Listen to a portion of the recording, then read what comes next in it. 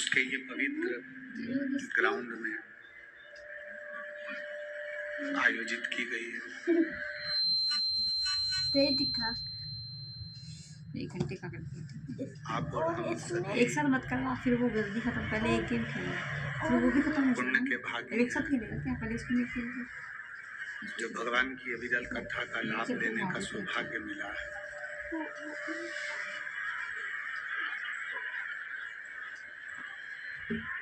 माँ के बिहारी सेवा समिति भटिंडा पंजाब, जिसमें आप और हम सभी मिलकर इस कथा का लाभ ले रहे हैं।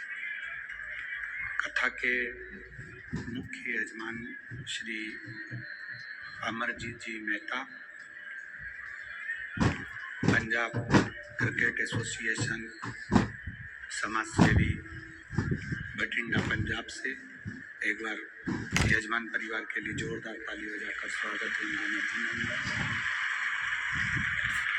जी के पास में एक व्यक्ति आकर बैठ गया और उस व्यक्ति ने कहा, मैं बहुत परेशान,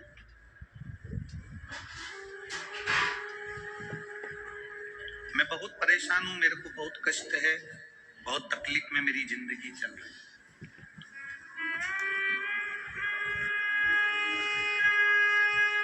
स्वामी विवेकानंद जी, मेरी परेशानी को समाप्त कर दीजिए। कल आपको कथा में कहा था, संत साधु गुरु तीन चीजों से दूर रहता है।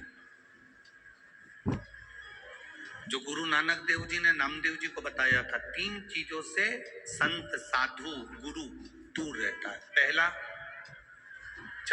नमस्कार, दूसरा चमत्कार और तीसरा नमस्कार। असली अगर गुरु है, असली अगर संत है, असली अगर साधक है, तो वो ये तीन चीजों से दूर है। उसको कोई मतलब इन तीन, किसने प्रणाम करा, किसने नहीं करा, कौन ने भेंट चढ़ाई, कौन ने नहीं चढ़ाई, उससे कोई उसका मतलब नहीं, उससे कोई।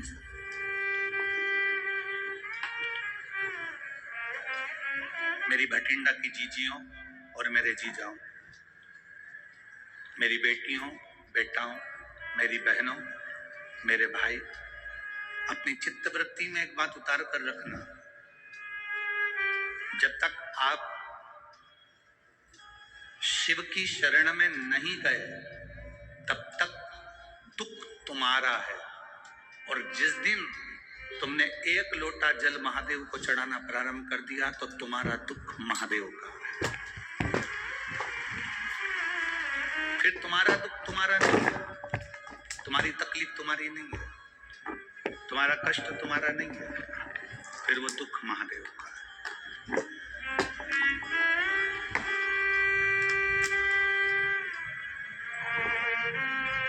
ये कथा का जो पंडाल है, लोग इसको कहते हैं शिव महापुराण की कथा हो रही है। हम कहते हैं ये शिव महापुराण की कथा नहीं हो रही है, नेत्रों की जांच हो रही है, नेत्र शिविर लगा है। इसमें आंखों की जांच है।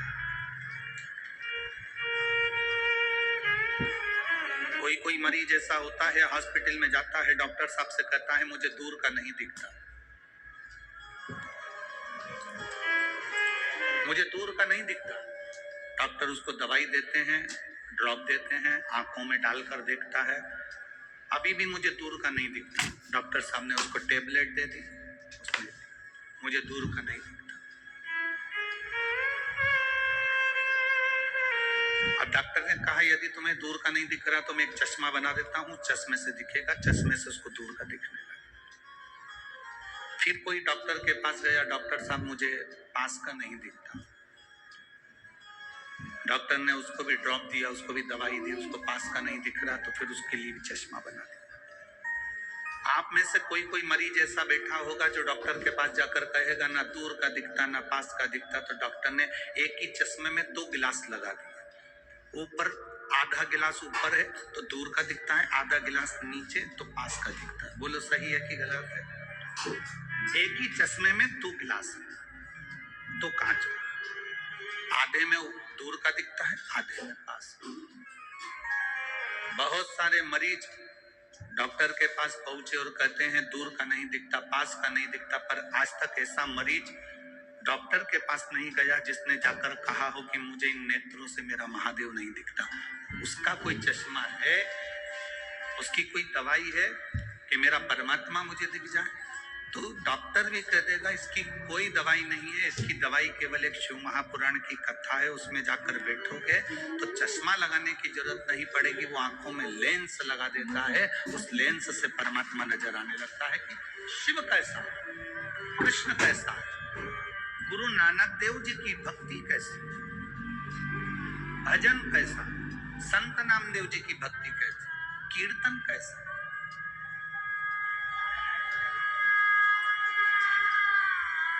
आप सब इस कड़कती हुई ठंड में, कड़कड़ाती हुई ठंड के अंदर स्टेडियम के एक एक कुर्सियां आप अगर देखेंगे तो सब भरी पड़ी है, पूरा ग्राउंड में पांव रखने की जगह नहीं है। जितने लोग ग्राउंड के अंदर हैं उतने लोग ग्राउंड के बाहर जितनी दुकानें हैं उन दुकानों में जो टीवियां लगी हैं उनके पास में बैठकर कथा सुन रहे हैं। कई लोग पार्किंग से यहां तक नहीं पहुंच पाए तो पार्किंग में गाड़ी को खड़ी कर कर उसमें मोबाइल लगाकर बुजुर्ग माताएं, अन्य माताएं उसमें बैठकर टीवी उस मोबाइल पर कथा सुन रही हैं। शायद भटिंडा के इतिहास में ऐसा भक्ति शायद भटिंडा वालों ने कभी नहीं देखी होगी जो भक्ति का दर्शन यहाँ हो।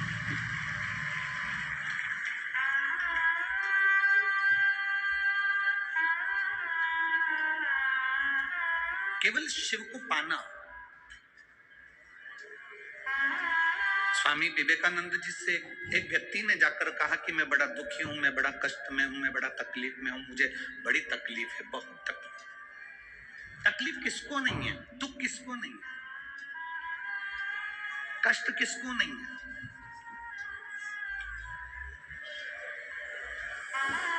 मेरी जीजियों, आप सब बैठे हो ना, ऐसा कोई व्यक्ति नहीं जिसके जीवन में दुख नहीं। आपका पेट दुखता होगा तो क्या हमारा पेट नहीं दुखता होगा? आपका सिर दुखता होगा तो क्या हमारा सिर नहीं दुखता होगा? आपके हाथ पैर दुखते होंगे तो क्या हमारे हाथ पैर नहीं दुखते होंगे? बड़े से बड़े महाराज को बुला लो, बड़े से बड़े महात्मा को बुला लो और बड़े से बड़े साधक को बुला लो जो कह दे कि मेरे जीवन में दुख नहीं है। दुख किसको नहीं है? कोई तन दुखी, कोई मन दुखी, कोई धन बिन रहत उदास, तुलसी या संसार में सुखी राम का दास। संसार में केवल एक सुख है जो परमात्मा की शरणागति है, जो भगवान की शरणागति है, जो भगवान की भक्ति है, जो भगवान का भजन, ये सुख है।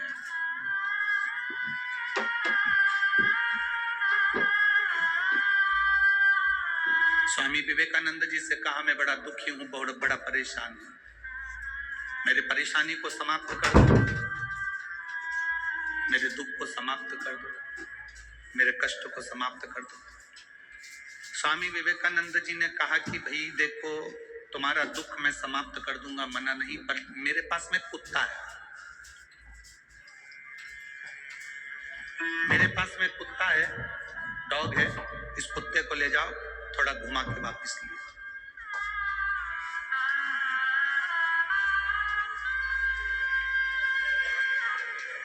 इस कुत्ते को लेकर जाओ और घुमा के वापस लेकर आओ। स्वामी विवेकानंद जी से उस व्यक्ति ने कहा मैं कुत्ता घुमा कर लेकर आऊंगा, उसके बाद मेरी समस्या हल हो जाएगी, मेरा दुख मिट जाएगा। जाओ जाओ, पहले कुत्ते को घुमा कर लेकर आओ। स्वामी विवेकानंद जी ने उसको कुत्ता दिया, वो कुत्ता लेकर घुमाने के लिए गया, घुमाने के लिए लेकर गया, सब दूर घुमाकर वापिस आया, कुत्ता हाँप रहा था, बहुत तेज तेज हाँप रहा था, और जो घुमाने वाला व्यक्ति था वो आके खड़ा हुआ। स्वामी विवेकानंद जी ने पूछा ये इतना तेज हाँप क्यों रहा है, कुत्ता इतनी तेज क्यों हाँप रहा है? उसने कहा जो निकलता था उसके पीछे भौंकने चले जाता था, कभी इधर देखा उधर चले गया, कभी उधर देखा उधर चले गया, कभी उधर देखा कभी उधर चले गया, भाग भाग कर इधर उधर जाता फिरा। मैं कहीं नहीं भागा, सीधे रास्ते पे चलते चलते चलते चलते यहाँ पहुंच गए। कुत्ता हाँफ रहा है, वो व्यक्ति नहीं हाँफ। स्वामी विवेकानंद जी ने कहा, बस तुम्हारी समस्या का एक यहाँ हल नजर आता है, इस कुत्ते को देख लो, किसी को भी देखता है उस ओर दौड़ पड़ता है। इधर देखा इधर दौड़ा, उधर देखा उधर दौड़ा, उधर देखा उधर दौड़ा। स्वामी विवेकानंद जी कहते हैं, अपनी मंजिल पर जाना है तो फिर 10 जगह देखकर मत दौड़ो, अपनी मंजिल को देखकर चलोगे तो फिर तुम्हारी मंजिल तक तुम पहुंच जाओ।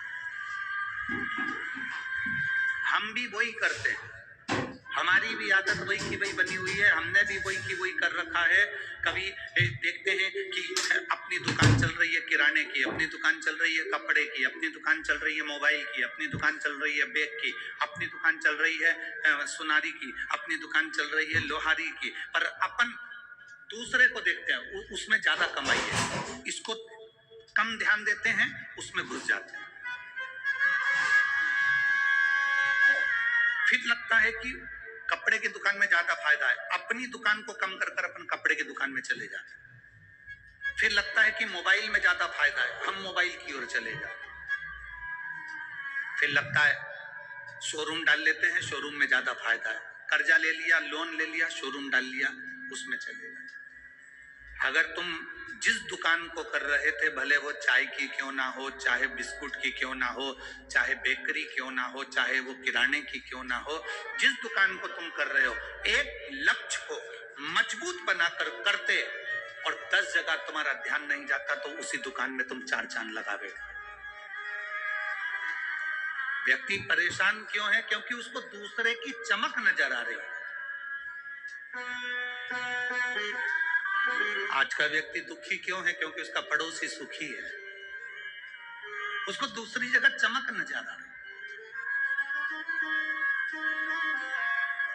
शिव महापुराण की कथा कहती है, हमने अपनी आदत बना दी लपकने की, अपना काम अच्छा नहीं लग रहा, इसमें कोई इनकम नहीं हो रही, इसमें कोई फायदा नहीं हो रहा, अपन दूसरे काम को करते हैं। वो छोड़ा फिर वो करा, फिर वो छोड़ा फिर वो करा।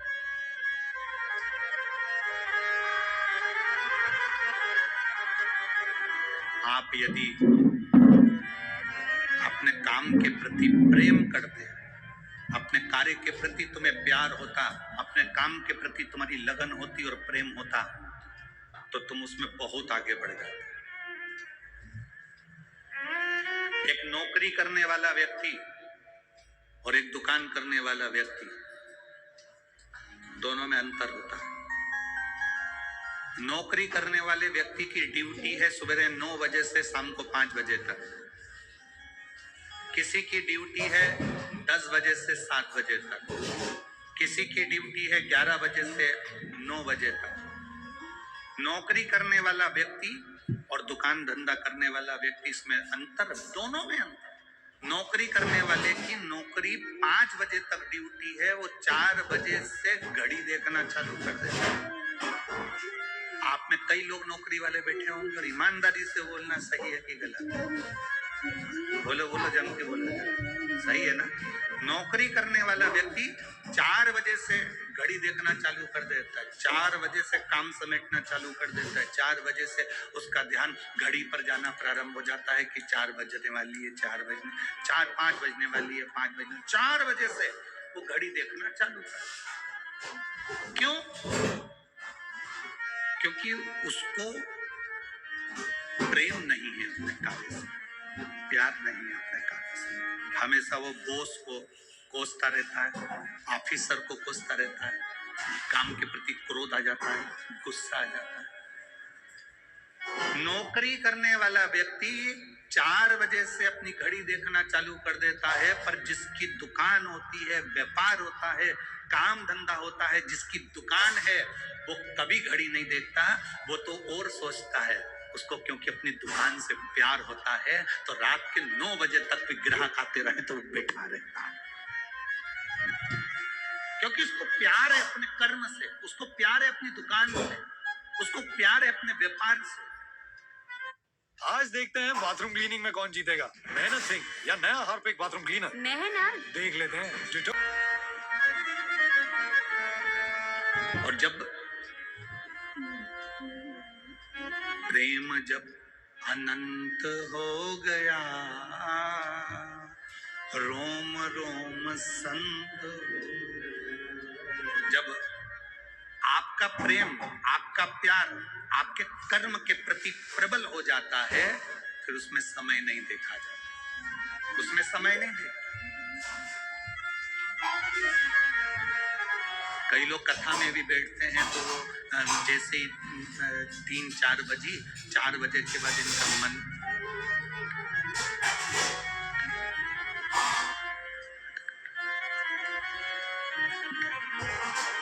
और कोई कथा में बैठते हैं तो उठते से ही कहते हैं, समय मालूम ही नहीं पड़ता कहाँ चले गया। ऐसा लगता है महाराज जी तो छोटी सी कथा भाज देते हैं और समय उड़ जाता है। कई लोगों को समय थोड़ा लगता है और किसी किसी का मन जब कथा में नहीं लगता, शिव पुराण में नहीं लगता, भगवान की भक्ति में नहीं लगता, जो केवल भीड़ देखने के लिए आते हैं, केवल व्यवस्था देखने के लिए आते हैं, केवल सोशेप के लिए आते हैं, वो केवल देखने के लिए आते हैं, तो उनका मन कथा में नहीं लगता, वो घड़ी में लगा रहता है, क्योंकि उसको कथा से प्यार नहीं होता। जिसका कथा से प्यार है उसको समय छोटा पड़ जाता है, जिसको प्यार नहीं उसको घड़ी में देखना पड़ जाता है।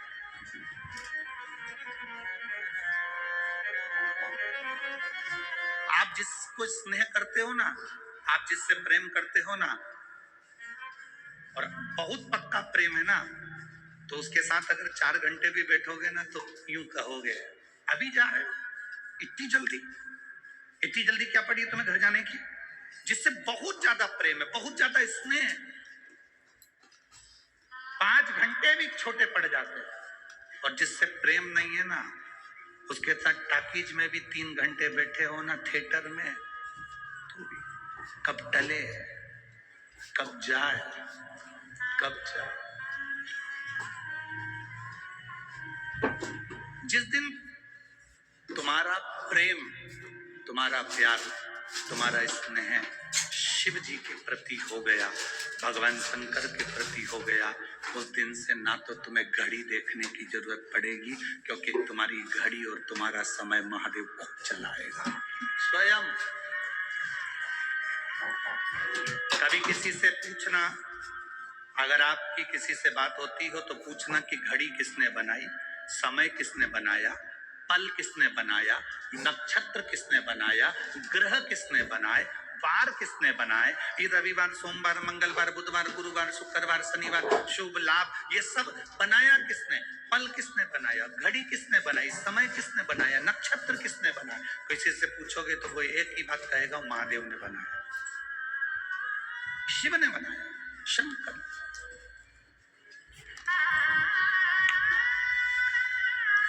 पहले परिवार में एक व्यक्ति के पास में घड़ी होती थी। किसके पास घड़ी होती थी?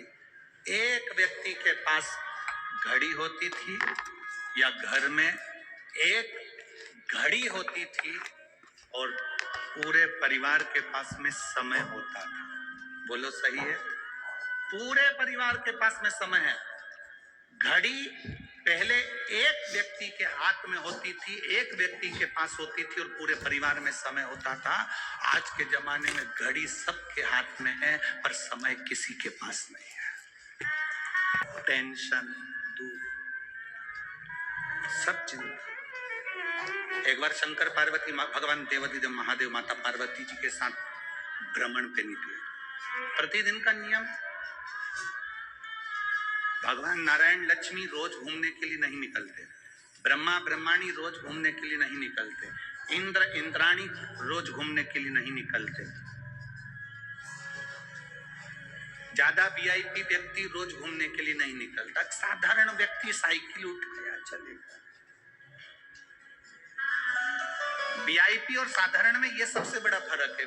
वीआईपी व्यक्ति को निकलने के लिए ड्राइवर चाहिए, फोर व्हीलर गाड़ी चाहिए, थोड़े अच्छे से निकलना पड़ता है, 4 लोगों के सामने जाओ तो उनके लेवल का व्यक्ति से मिलना पड़ता है, पर साधारण कहीं पर भी चल कहीं। अभी कलम श्री अमरजीत जी मेहता जी से कह रहे थे कि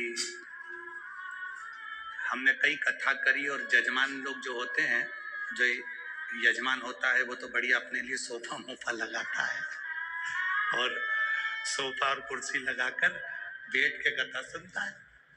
तो हमने अमरजीत सिंह जी से कहा, मेहता जी से, कि बड़ी गजब की कथा है तुम्हारी भटिंडा की, एक भी सोफा दिख नहीं रहा और उस पर ना तुम बैठे दिख रहे है, ना तुम दिख रहे हो, बड़ी गजब कथा। तो कहा गुरुजी,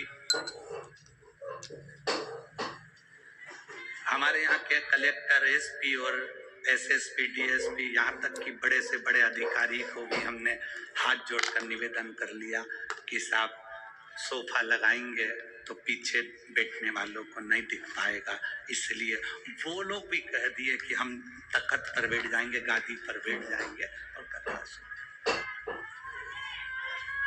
और हम मेहता जी आपको धन्यवाद देते हैं कि ऐसी सरलता आपके जीवन में होना चाहिए, ऐसी सरलता हर मनुष्य के मन में होना चाहिए, सहज होना, सरल, इतनी सरलता होना चाहिए। शिव सरल है, शंकर एकदम सरल, सहज।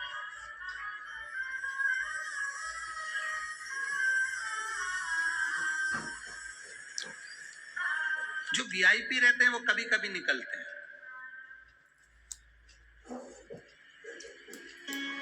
आप में से जितनी भी वीआईपी माताएं बैठी हैं, सब्जी लेने जाना कभी कभी जाओगी, बहुत कम जाओगी, और तुम्हारे पास में एक रहती है, उसने झोला उठाया, पैसे रखे, पहुंच गई। भिंडी क्या रुपए किलो है? आलू घूमती फिरती झोला लेके आराम से सब्जी लेके सबसे मिल के आ गई और दिया।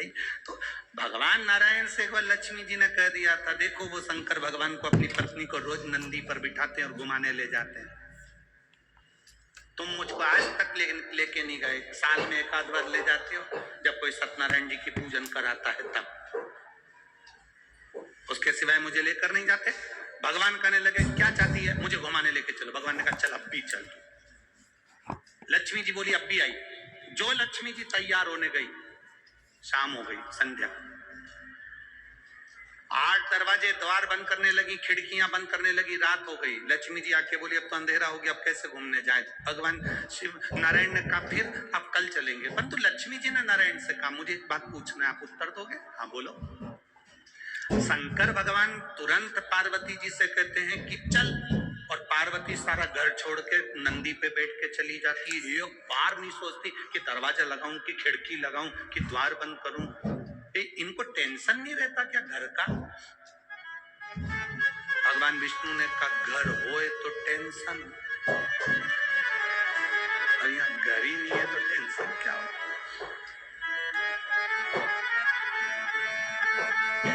इनके घर में कुछ भी नहीं है। भगवान विष्णु ने कहा हो भी तो क्या फर्क पड़ता है। जब जाते हैं पति पत्नी घूमने के लिए, शंकर पार्वती जी गले से भोलेनाथ जी बाबा को उतार के दरवाजे पे छोड़ जाते हैं, जिसके बाप में दम घुस जा रहा।